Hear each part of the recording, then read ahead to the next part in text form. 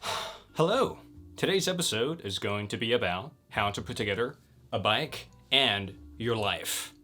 Just kidding. Your life as a story. Year 2021 is kind of like my year of storytelling. Before we've covered many subjects from many corners of the world, from philosophy to history to anything in between, literature. But year 2021, for me, is the year of, should I say, living, getting my head out of libraries and just sort of commit to the craft of storytelling. And all storytelling, they all begin from this place of telling a story about your day. When you sit down at a bar with somebody, certain people can tell you a story in a most boring fashion. And you're just sitting there thinking to yourself, why am I even listening to this person? But there are also storytellers that can tell you about how they've had a horrible time in a line at Starbucks or something. But the way that they tell the story can make the story sound so interesting as to kidnap your attention. So in today's video, I'm going to show you guys something that I've been doing for the past 2 months on a daily basis, which is keeping a diary. Consider this as like keeping a diary 101 or storytelling 101, because I think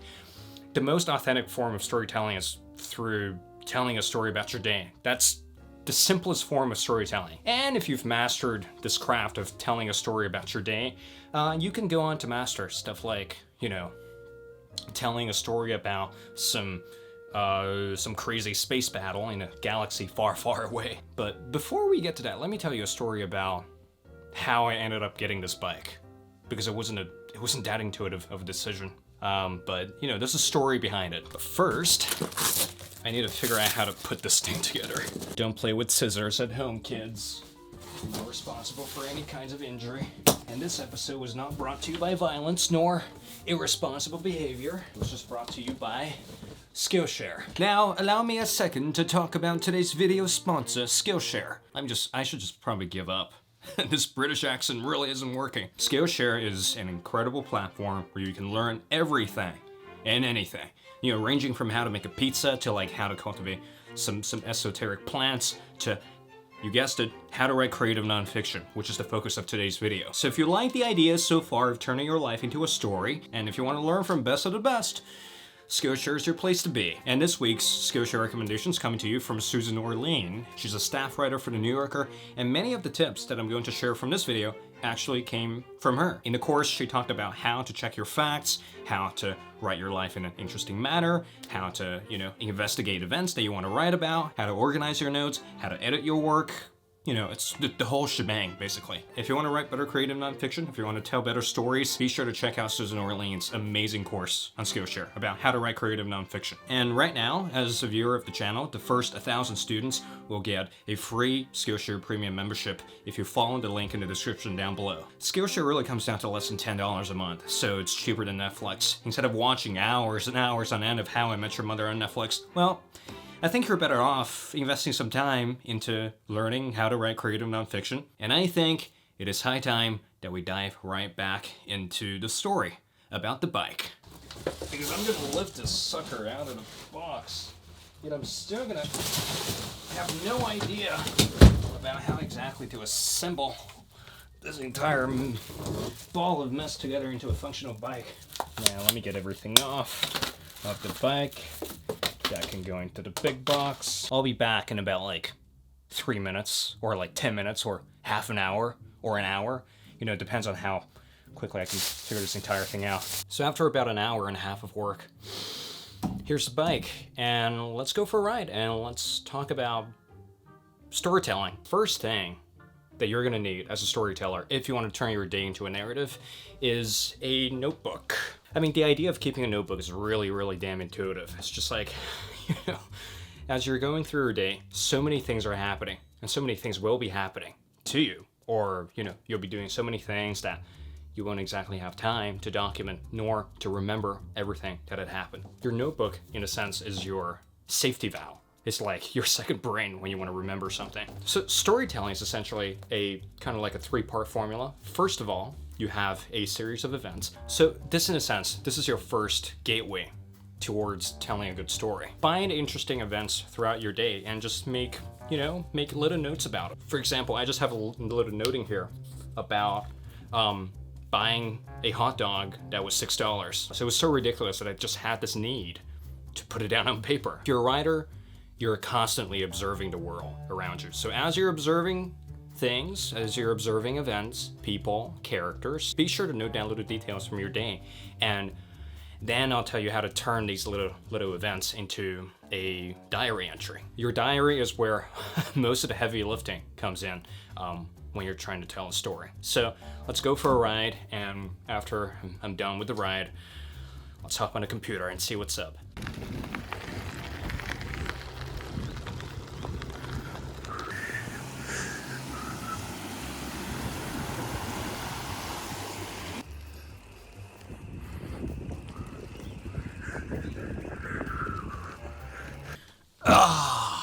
I am back from the bike ride.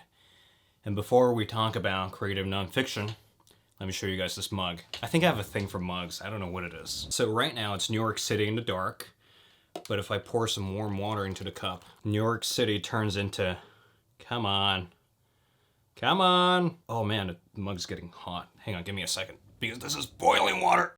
If you just give it a second, New York City lights up, and everything that is magnificent and annoying about being a New Yorker comes into daylight, which is kind of incredible. But now I have to figure out how to get rid of this this mug of warm water. Man, those 20 seconds were excruciating. Anyhow, welcome back to Creative Nonfiction. So we've already talked about keeping a notebook.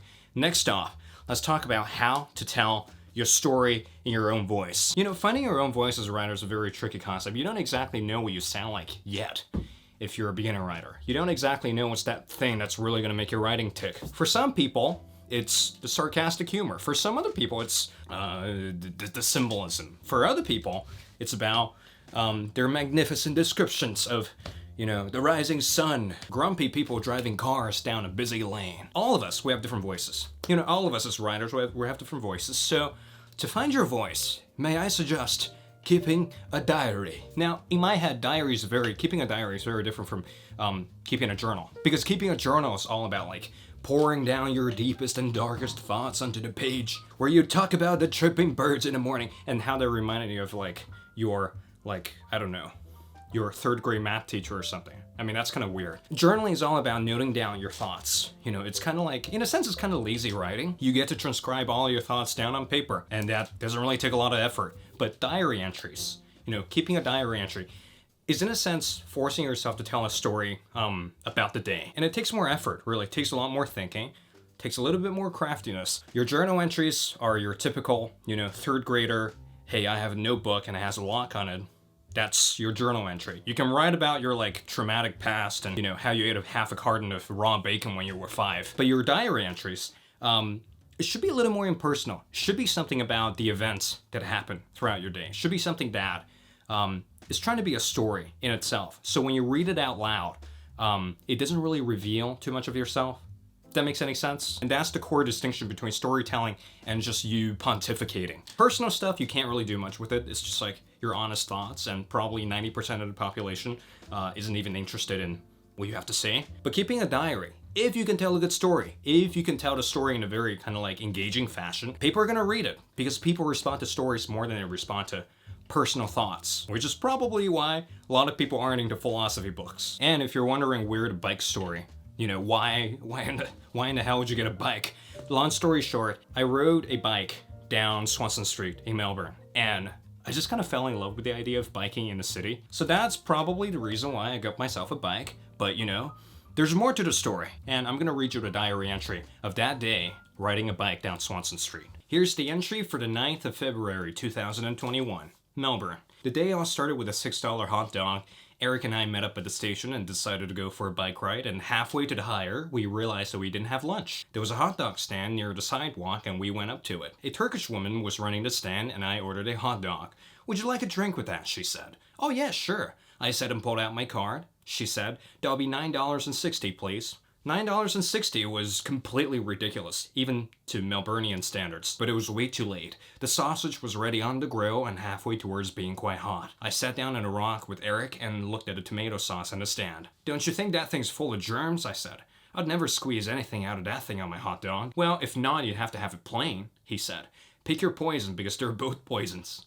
I weighed my options and decided that unless someone had deliberately suckled on the end of that tomato sauce bottle, it should be safe enough for a squeeze. Because eating a plain hot dog, that's just a crime. I had a lot of tomato sauce on my hot dog and I took a bite. It was terrible. Not bad for $9.60, Eric giggled. The first bike rental place was closed and we went up to a second place across the river. It was called Blue Tongue Bike Hire and the guy in there had a golden beard. "Do you have an ID I can keep around for your hire?" he said. "Well, sure," I said and gave him my driver's permit. He took it and shoved it in a drawer, and I've never felt so unsafe, leaving one of my most important identifications with a stranger. "Well, see you around here in 2 hours." Eric smiled and took the lead of the bikes. The bike lanes were especially narrow around the streets of Melbourne, but it was really intuitive. A few crossroads later, we ended up on Melbourne University's campus. It was a gorgeous sight, but right there was anything but that. My legs were aching and I was completely out of it. I bought a Coke out of a vending machine and drank it, only to find out that Eric wouldn't be riding me back to the train station. "Just follow the bike lane and you should be able to find your way back.